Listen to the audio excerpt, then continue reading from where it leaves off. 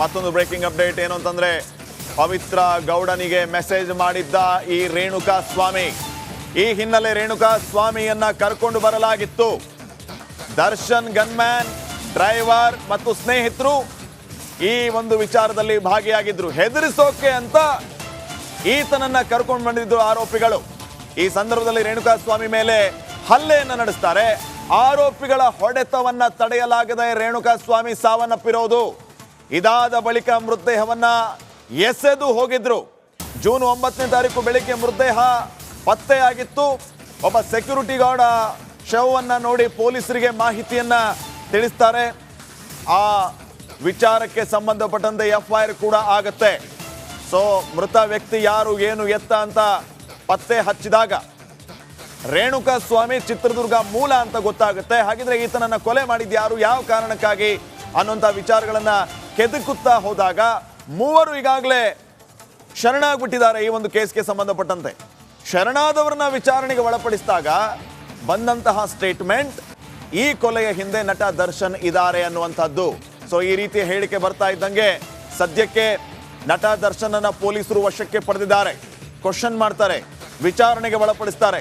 100% involvement ಇದೆ ಅನ್ನೋದು ಖಾತ್ರಿ ಆದ್ರೆ ದರ್ಶನ್ಗೆ ಈ ಕೇಸ್ ಭಾರಿ ಮುಳುವಾಗುತ್ತೆ. ಬಹಳ ಗಂಭೀರವಾದಂತಹ ವಿಚಾರ. ಹಾಗಿದ್ರೆ ದರ್ಶನ್ ಇನ್ವಾಲ್ವ್ಮೆಂಟ್ ಇದರಲ್ಲಿ ಇದೆಯೋ ಇಲ್ವೋ, ಕೊಲೆ ಕೇಸ್ನಲ್ಲಿ ದರ್ಶನ್ ನಿಜಕ್ಕೂ ಭಾಗಿಯಾಗಿದ್ದಾರೆ ಹೇಗೆ, ಈ ಎಲ್ಲಾ ವಿಚಾರಗಳ ಬಗ್ಗೆ ಮಾಹಿತಿ ಕಲೆ ಹಾಕುವಂತಹ ಕೆಲಸ ಆಗ್ತಾ ಇದೆ.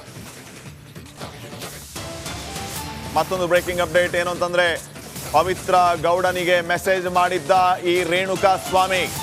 ಈ ಹಿನ್ನೆಲೆ ರೇಣುಕಾ ಸ್ವಾಮಿಯನ್ನ ಕರ್ಕೊಂಡು ಬರಲಾಗಿತ್ತು.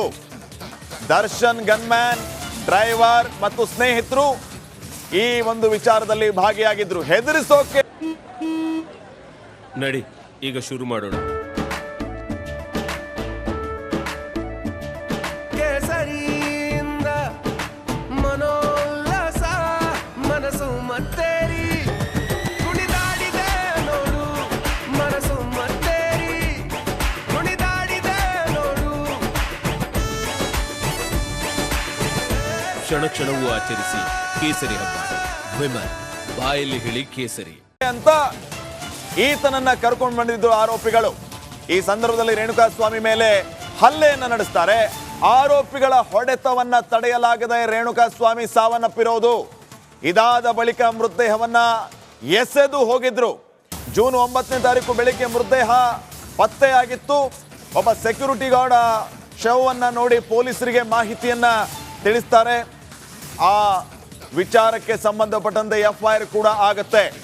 ಸೊ ಮೃತ ವ್ಯಕ್ತಿ ಯಾರು, ಏನು, ಎತ್ತ ಅಂತ ಪತ್ತೆ ಹಚ್ಚಿದಾಗ ರೇಣುಕಾ ಸ್ವಾಮಿ ಚಿತ್ರದುರ್ಗ ಮೂಲ ಅಂತ ಗೊತ್ತಾಗುತ್ತೆ. ಹಾಗಿದ್ರೆ ಈತನನ್ನ ಕೊಲೆ ಮಾಡಿದ ಯಾರು, ಯಾವ ಕಾರಣಕ್ಕಾಗಿ ಅನ್ನುವಂಥ ವಿಚಾರಗಳನ್ನ ಕೆದಕುತ್ತಾ ಹೋದಾಗ ಮೂವರು ಈಗಾಗಲೇ ಶರಣಾಗ್ಬಿಟ್ಟಿದ್ದಾರೆ. ಈ ಒಂದು ಕೇಸ್ಗೆ ಸಂಬಂಧಪಟ್ಟಂತೆ ಶರಣಾದವರನ್ನ ವಿಚಾರಣೆಗೆ ಒಳಪಡಿಸಿದಾಗ ಬಂದಂತಹ ಸ್ಟೇಟ್ಮೆಂಟ್ ಈ ಕೊಲೆಯ ಹಿಂದೆ ನಟ ದರ್ಶನ್ ಇದ್ದಾರೆ ಅನ್ನುವಂಥದ್ದು. ಸೊ ಈ ರೀತಿಯ ಹೇಳಿಕೆ ಬರ್ತಾ ಇದ್ದಂಗೆ ಸದ್ಯಕ್ಕೆ ನಟ ದರ್ಶನನ್ನ ಪೊಲೀಸರು ವಶಕ್ಕೆ ಪಡೆದಿದ್ದಾರೆ. ಕ್ವಶನ್ ಮಾಡ್ತಾರೆ, ವಿಚಾರಣೆಗೆ ಒಳಪಡಿಸ್ತಾರೆ. 100% ಇನ್ವಾಲ್ವ್ಮೆಂಟ್ ಇದೆ ಅನ್ನೋದು ಖಾತ್ರಿ ಆದ್ರೆ ದರ್ಶನ್ಗೆ ಈ ಕೇಸ್ ಭಾರಿ ಮುಳುವಾಗುತ್ತೆ. ಬಹಳ ಗಂಭೀರವಾದಂತಹ ವಿಚಾರ.